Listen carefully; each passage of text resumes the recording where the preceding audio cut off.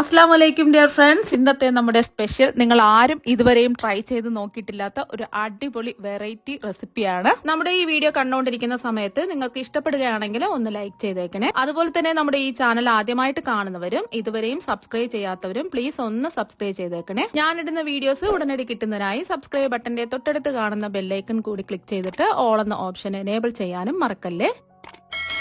അപ്പൊ ആദ്യത്തിന് ഇതിനായിട്ട് ഒരു ബൗളിലേക്ക് 250 ml കപ്പിന് 4 കപ്പ് ഗോതമ്പ് പൊടി ഇട്ട് കൊടുക്കാം. ഇതുപോലത്തെ അളവ് കപ്പ് ഇല്ലാന്നുണ്ടെങ്കിൽ വീട്ടിലുള്ള ഗ്ലാസിന്റെ അളവില് മാവ് അളന്നിട്ടെടുത്താൽ മതി. ഇപ്പൊ 4 കപ്പ് ഗോതമ്പ് പൊടി ഒരു ബൗളിലേക്ക് ഇതാ ഇട്ട് കൊടുത്തിട്ടുണ്ട്. ഈ ഗോതമ്പ് പൊടിയിലേക്ക് ആവശ്യത്തിനുള്ള ഉപ്പ് ചേർത്ത് കൊടുക്കാം. ഒരു 1/4 ടീസ്പൂൺ ഉപ്പാണ് ചേർത്ത് കൊടുക്കുന്നത്. ഇനി ചെറിയൊരു കളർ കിട്ടുന്നതിന് വേണ്ടിയിട്ട് ഒരു 1/4 ടീസ്പൂൺ മഞ്ഞൾപ്പൊടി ചേർക്കാം. ഒരുപാട് കൂടി പോകരുത്, കുറച്ച് ചേർത്ത് കൊടുത്താൽ മതി.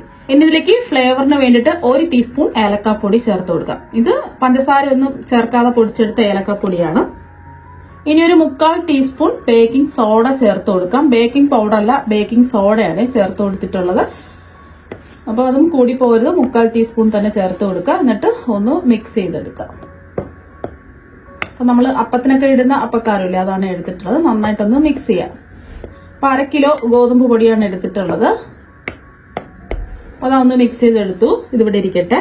അടുത്തതായിട്ട് വേണ്ടത് നല്ല പഴുത്തിട്ടുള്ള പാളയംകുടം പഴമാണ് എടുത്തിട്ടുള്ളത്. പാളയംകുടം പഴം എന്ന് പറയുമ്പോൾ മൈസൂർ പഴമല്ലേ, അതാണ്. ഞാലിപ്പൂൻ പഴമല്ല, നല്ല പഴുത്തിട്ടുള്ള പാളയംകുടം പഴം തന്നെ എടുക്കുക. അതും 1/2 കിലോ ആണ് എടുത്തിട്ടുള്ളത്. 1/2 കിലോ മാവിന് 1/2 കിലോ പാളയംകുടം പഴം തന്നെ എടുക്കുക. 5 കുറച്ച് വലുപ്പമുള്ള പാളയംകുടം പഴമാണ് എടുത്തിട്ടത്. തീരെ ചെറിയ പാളയംകുടം പഴമാണെന്നുണ്ടെങ്കിൽ 2-3 അധികം ചേർത്ത് കൊടുക്കുക. ഇനി ഇതിന്റെ തൊലിയെല്ലാം മാറ്റി മിക്സിയുടെ ജാറിലേക്ക് ഇട്ട് കൊടുക്കാം. പെട്ടെന്ന് അരഞ്ഞു കിട്ടുന്നതിന് വേണ്ടിയിട്ട് ഇതുപോലെ ചെറിയ കഷ്ണങ്ങളായിട്ട് ഒന്ന് കട്ട് ചെയ്ത് ഇട്ട് കൊടുക്കാം.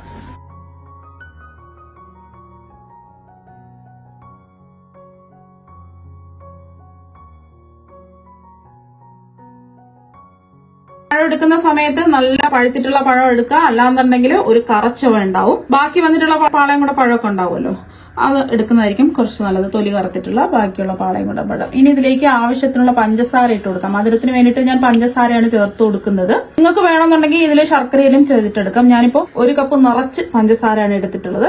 അത്യാവശ്യം നല്ല മധുരമുണ്ട്. ഇത്രയും മധുരം വേണ്ടാന്നുണ്ടെങ്കിൽ കുറച്ച് പഞ്ചസാര കുറച്ച് എടുത്താൽ മതിയാകും. അവരവരുടെ മധുരത്തിനനുസരിച്ച് പഞ്ചസാര ചേർത്ത് കൊടുക്കുക. ഇനി ഒരു 1/2 ടീസ്പൂൺ ചെറിയ ജീരകം മുഴുവനായിട്ട് അങ്ങ് ചേർത്ത് കൊടുക്കുകയാണ്. ഇതിൽ നമ്മൾ ഏലക്ക ചേർക്കുന്നില്ല. നമ്മൾ നേരത്തെ മാവ് മിക്സ് ചെയ്ത് എടുത്തപ്പോൾ ഏലക്ക പൊടി ചേർത്തിട്ടുണ്ട്. അപ്പൊ ഏലക്ക പൊടി ഇല്ലാന്നുണ്ടെങ്കിൽ ഏലക്ക ഒരു 5-6 ഇതിലേക്ക് ചേർത്ത് കൊടുത്തിട്ട് അതിന്റെ തൊണ്ട് മാറ്റിയിട്ട് ഏലക്കയുടെ കുരു മാത്രം ചേർത്ത് കൊടുത്ത് ഇതിന്റെ കൂടെ ഒന്ന് അരച്ചെടുക്കാം. ഇതിൽ വെള്ളം ഒന്നും ചേർക്കുന്നില്ല. ഇതെല്ലാം കൂടെ നല്ലതുപോലെ ഒന്ന് അരച്ചെടുക്കാം. ഇപ്പൊ ആ പഴം അരച്ചെടുത്തിട്ടുണ്ട്. ഈ ഒരു രീതിക്കാണ് അരച്ചെടുക്കേണ്ടത്. ചെറിയ ജീരകമൊന്നും നല്ലതുപോലെ ഒന്നും അരഞ്ഞു കിട്ടില്ല. ഇതുപോലെ ചെറിയ ചെറിയ തരികളോട് കൂടി കിടക്കേ ഉള്ളൂ. അപ്പൊ നിങ്ങൾക്ക് വേണമെന്നുണ്ടെങ്കിൽ ചെറിയ ജീരകത്തിന്റെ പൊടി ഒരു 1/4 ടീസ്പൂൺ ചേർത്ത് കൊടുക്കാവുന്നതാണ്. ഇതുപോലെ ഇടയ്ക്ക് നമുക്ക് ചെറിയ ജീരകം കഴിക്കാൻ കിട്ടുമ്പോൾ നല്ലൊരു ടേസ്റ്റ് ആയിരിക്കും. ഇനി നമ്മൾ പഴം അടിച്ചെടുത്തത് മിക്സ് ചെയ്ത് വെച്ചിരിക്കുന്ന ഗോതമ്പ് പൊടിയിലേക്ക് അങ്ങ് ചേർത്ത് കൊടുക്കാം. മുഴുവനും അങ്ങ് ചേർത്ത് കൊടുക്കാം. ഇനി ഇത് കൈ വെച്ചിട്ട് തന്നെ നന്നായിട്ടൊന്ന് കുഴച്ചെടുക്കാം. പഴം അടിച്ചതും ഗോതമ്പ് പൊടിയും കൂടെ ഒന്ന് മിക്സ് ചെയ്ത് എടുത്തിട്ടുണ്ട്. ഇപ്പൊ കുറച്ച് കട്ടിക്കല്ലേ ഇരിക്കുന്നത്. ഇനി ഇതിലേക്ക് കുറച്ച് വെള്ളം ഒഴിച്ച് ഒന്ന് കുഴച്ചെടുക്കാം. അപ്പൊ സാധാരണ പച്ചവെള്ളം തന്നെയാണ് എടുത്തിട്ടുള്ളത്.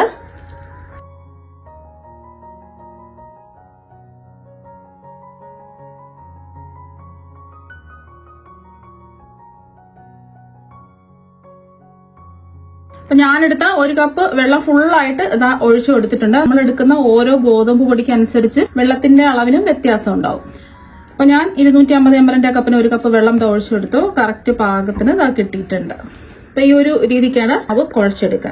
ഇനി മാവ് 1-2 മിനിറ്റ് നല്ല സോഫ്റ്റ് ആക്കി കുഴച്ചെടുക്കണം. അതിന് മുമ്പായിട്ട് ഇനി ഇതിലേക്ക് 2 ടേബിൾ സ്പൂൺ നിലക്കടല പൊടിച്ചത് ചേർത്ത് കൊടുക്കാം. ഇത് വേണമെന്ന് നിർബന്ധമൊന്നുമില്ല. പഴവും ഗോതമ്പ് പൊടിയും അത് മാത്രം വെച്ചിട്ട് ചെയ്തിട്ടെടുത്താലും മതി. നല്ല ടേസ്റ്റ് തന്നെയായിരിക്കും. കുറച്ചും കൂടെ ഒരു ടേസ്റ്റ് കിട്ടുന്നതിന് വേണ്ടിയിട്ടാണ് ഇങ്ങനെ നിലക്കടല നല്ലതുപോലെ ഒന്ന് പൊടിച്ചിട്ട് ചേർത്ത് കൊടുത്തത്. ചെറിയ ചെറിയ തരികളോടുകൂടി പൊടിച്ചിട്ട് ചേർത്ത് കൊടുത്തിട്ടുള്ളത്.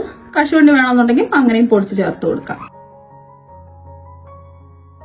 അപ്പൊ പഞ്ചസാരയ്ക്ക് പകരം നിങ്ങൾക്ക് ശർക്കര വേണമെങ്കിലും ചെയ്തിട്ട് ഇത് എടുക്കാവുന്നതാണ്. ശർക്കര ആകുമ്പോൾ കല്ലും മണ്ണും ഇല്ലാത്ത ശർക്കര ആണെന്നുണ്ടെങ്കിൽ മാത്രം ഇതിലേക്ക് നേരിട്ട് ചേർത്ത് കൊടുക്കുക. കല്ലും മണ്ണും ഉള്ള ശർക്കര ആണെന്നുണ്ടെങ്കിൽ മധുരത്തിനനുസരിച്ചുള്ള ശർക്കര എടുത്തിട്ട് അതിലൊരു 1/4 കപ്പ് വെള്ളം ഒഴിച്ച് ഉരുക്കി ചൂട് മാറിയിട്ട് വേണം ഇതിലേക്ക് അങ്ങ് ചേർത്ത് കൊടുക്കാൻ. അപ്പൊ എനിക്കിപ്പോ പഞ്ചസാരയിൽ ചെയ്തിട്ട് എടുക്കുമ്പോൾ കുറച്ചും കൂടെ ടേസ്റ്റ് കൂടുതലായിട്ട് തോന്നി. പഞ്ചസാരയിൽ ചെയ്തിട്ട് എടുക്കുമ്പോഴാണ് കുറച്ചും കൂടെ ടേസ്റ്റ് കൂടുതൽ. അപ്പൊ അതുകൊണ്ടാണ് പഞ്ചസാര ചേർത്ത് കൊടുത്തിട്ടുള്ളത്. നിങ്ങൾക്ക് ഏതാണോ താല്പര്യം അതിനനുസരിച്ചിട്ട് ശർക്കരയിലോ പഞ്ചസാരയിലോ റെഡിയാക്കി എടുക്കാവുന്നതാണ്. ശർക്കര ആവുമ്പോൾ എത്രയാണോ മാവ് എടുത്തിട്ടുള്ളത്, 1 കിലോ മാവിന് ഒരു 1/4 കിലോ ശർക്കരയും എടുക്കാം. 4 കപ്പ് ഗോതമ്പ് പൊടിക്ക് 2 കപ്പ് ശർക്കര എടുക്കാം. ആവശ്യത്തിനുള്ള മധുരത്തിനാണ് പറഞ്ഞത്. അത്രയും മധുരം വേണ്ടാന്നുണ്ടെങ്കിൽ 1.5 കപ്പ് ശർക്കര എടുത്താൽ മതി. നല്ലതുപോലെ കുഴച്ചെടുത്തിട്ടുണ്ട്. ഇനി നമ്മൾ കുഴച്ചെടുത്ത മാവ് കൈ ഒന്ന് നനച്ചിട്ട് ഇതുപോലെ ഒന്ന് ലെവൽ ചെയ്ത് വെക്കാം. മാവ് കുറച്ച് സമയം ഒന്ന് റെസ്റ്റ് ചെയ്യാൻ വേണ്ടിട്ട് മൂടി വെക്കാം. ഇപ്പൊ നമ്മൾ മാവ് റെസ്റ്റ് ചെയ്യാൻ വെച്ചിട്ട് ഒരു 2 മണിക്കൂർ കഴിഞ്ഞിട്ടുണ്ട്. മാവ് ദാ കറക്റ്റ് പാകത്തിന് റെഡിയായി കിട്ടിയിട്ടുണ്ട്. ഈ ഒരു രീതിക്ക് വേണം റെഡിയാക്കി എടുക്കാൻ. അപ്പൊ അഥവാ നിങ്ങൾക്ക് കുറച്ച് കട്ടി കൂടി പോയിട്ടുണ്ടെന്നുണ്ടെങ്കിൽ കുറച്ച് വെള്ളം ഒഴിച്ചിട്ട് ഒന്ന് കുഴച്ചെടുക്കാം. കയ്യിൽ വെള്ളം നനച്ചിട്ട് ഇങ്ങനെ കുറച്ച് മാവ് എടുക്കുക. ഇതുപോലെ ഒന്ന് ഉരുട്ടിയെടുക്കുക. ഇതുപോലെ വേണം എടുക്കാൻ. ഒരു ഉണ്ണിയപ്പത്തിന്റെ കടായി ചൂടാക്കാൻ വെച്ചിട്ടുണ്ട്. ചൂടായതിന് ശേഷം ഇതിലേക്ക് കുറച്ച് വെളിച്ചെണ്ണ ഒഴിച്ചു കൊടുക്കാം. ഒരുപാടൊന്നും വേണ്ട, കുറച്ച് മതി. എല്ലാ കുഴികളിലും ഇതുപോലെ ഒഴിച്ചു കൊടുക്കാം.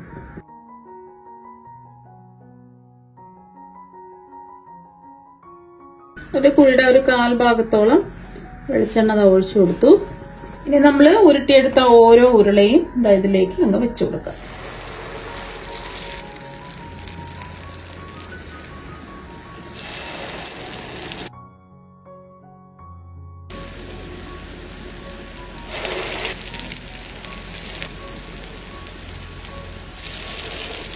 ഒരു വശം ഒന്ന് മൊരിഞ്ഞ് വരുന്ന സമയത്ത് നമുക്ക് തിരിച്ചിട്ട് കൊടുക്കാം. ഒരു വശം ഒന്ന് മൊരിഞ്ഞ് ഒരു ഗോൾഡൻ ബ്രൗൺ നിറം ആവുന്ന സമയത്ത് തിരിച്ചിട്ട് കൊടുക്കാം.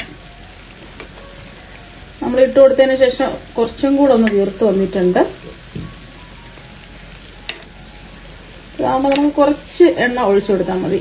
ഒരു കുഴിയുടെ 1/4 ഭാഗമല്ലേ എണ്ണ ഒഴിച്ചു കൊടുത്തിട്ടുള്ളത്. എണ്ണ അതുപോലെ തന്നെ ഉണ്ട്. എണ്ണ ഒട്ടും കുടിക്കില്ല.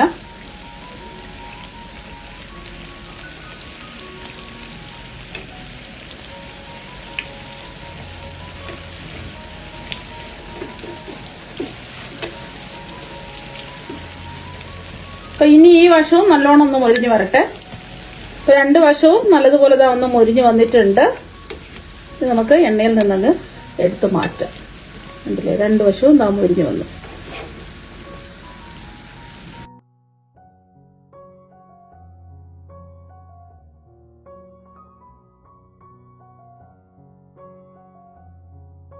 അപ്പൊ കണ്ടില്ലേ, ഒട്ടും എണ്ണയൊന്നും കുടിച്ചിട്ടില്ല. നമ്മൾ ഒഴിച്ചു കൊടുത്ത എണ്ണ കുറച്ച് മാത്രമേ ആയിട്ടുള്ളൂ. അതുപോലെ തന്നെ ഉണ്ട്. ബാക്കിയിരിക്കുന്നത് വേറെ എണ്ണ ഒഴിക്കേണ്ട ആവശ്യമില്ല. ഈ എണ്ണയിൽ തന്നെ നമുക്ക് ഫ്രൈ ചെയ്തെടുക്കാം.